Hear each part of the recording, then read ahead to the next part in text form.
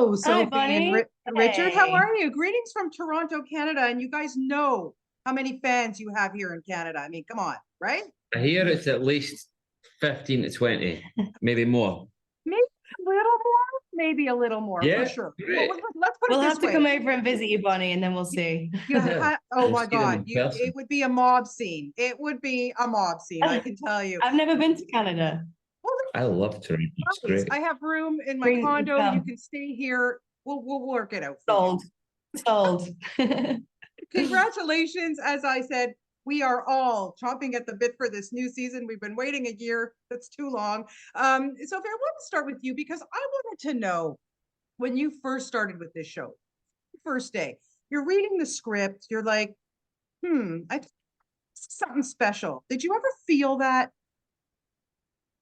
Yeah, I mean, I actually, speaking of waiting a long time, I auditioned for Brianna and then waited a year to hear anything. Originally, they were going to bring her into season one, and then they obviously brought Brianna and Roger into season two. Yeah. So I was already very familiar with it, and it gave me time to read the books and really immerse myself in the character. And even just from the first readings of Brianna, I mean, in the book, she's a lot different than she is in the script. She and Claire have a lot of banter, and she's very witty, and her sense of humor, I was just really drawn to her. And I also just felt like I understood her from the off. She's a very troubled teenager. She's been through some hard stuff. She lost her father. She blames herself for that. And she keeps everything very internal, and she's quite stoic, and she kind of struggles a lot and ties herself together with a smile. So I always felt really quite close to Brie and quite protective of her from the beginning. Yeah, and Richard, I think what fans love so much is the chemistry between the two of you. Was it instant? Because my God, you fool me if you don't like each other. No, it took depends on the day of the week. years and years and years and years to get that right. 8 years, actually.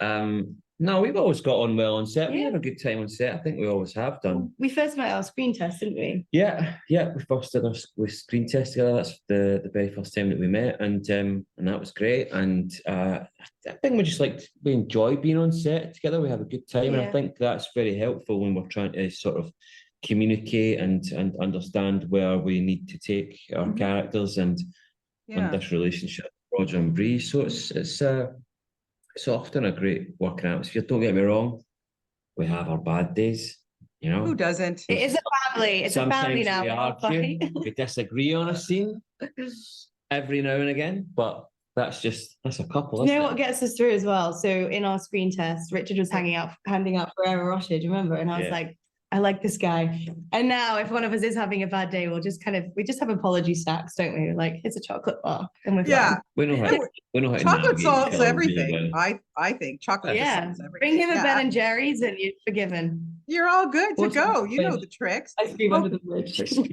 Okay, so for season 7, just seen a little bit, but we're heading into the Revolutionary War. Sophie, I wanted to know from you, like, what can fans kind of expect? Because I really think that this season is, action-packed, really going to step it up. What really excited you about going into this season?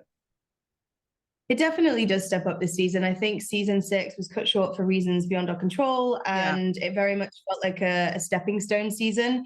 So 7 now kind of has everything in it. It feels like, there's so many new faces, there's so many old faces, there's reunions, there's heartbreaking moments, there's epic battle scenes. I don't think we've had a season this big since, I think, as Katrina said, season 1. So I'm really excited for fans. I think it's honestly, even reading the scripts this season, every script was shocking. Everything was... It's rare as an actor when you kind of know the books and you know the outline of a season anyway to get the script and still actually cry. I had so many goosebump moments and so many welling up moments. So I can't imagine how the audience are going to feel. And even though it was a tough season, we shot for a year, which is quite unheard of. It still just feels so magnetic and so rich and so full. So I'm just really excited for the fans to see it because I think they're going to be pleasantly surprised. Yeah, and Richard, just to wrap it up, because there's the time travel and the different time periods and everything, lucky for you, you do not have to wear a corset, so that's a bonus. We could talk. Of. Or do you? Well, that would be telling, wouldn't it? Yeah, it would be tough. But what's your favorite time period? Like, do you have one that you really look forward to? I thought so. I don't think so. I think it just depends on what story has been told in any given time period. They vary so much, and we're really very fortunate with how much the story sort of changes and challenges us and sort of shifts and moves along at quite a pace. So there's just so much in each of the time periods that we have visited and get to visit that I don't know that I necessarily have a favorite. I like them for different reasons because so much happens, as we move. Yeah, and so much challenge. Okay, I got to wrap, but I have to ask this question because Sophie, it was announced that season 8 is going to be the last. I think we're all like in depression about that. But at the end of the day, what do you think is the legacy? What that the show, these books will bring to people that, and why we connect so much to it? What will be your proudest thing about the show? I think my proudest thing about the show is that, like you said, the books have been around for years and years and years, and this TV show has now been on for 10 years. And it's not only keeping the loyal fans, but it's also building more of a fandom. And I think that speaks for itself in that the show is just, there's so much in it for everyone. There's different things that everyone can take from it. And I think the characters go through a lot. I think the writers handle the material sensitively and beautifully. And I think even if it feels like events repeat themselves, they happen in different ways. And I think that means that people can take different things from scenarios, and hopefully it can help people feel stronger in what they're going through in their own lives. And all the characters are so different that there's somebody for everyone to relate to, I think. And I think just being able to be with a character through kind of their whole life. I mean, we've played these characters now for Brianna, from like 16 to 30. And so I guess the legacy I want is that people can just see the light at the end of the tunnel through these characters. So if they're struggling in real life, it's like, we've got you and we can guide you through and show you that there's always light at the end of a very, very dark tunnel. Yeah, absolutely. Well, thank you so much to the two of you for your time today. Like I said, we cannot wait for this new season, and best of luck with everything. And like I said, open invitation. You need to come here to Canada and we'll do a tour together.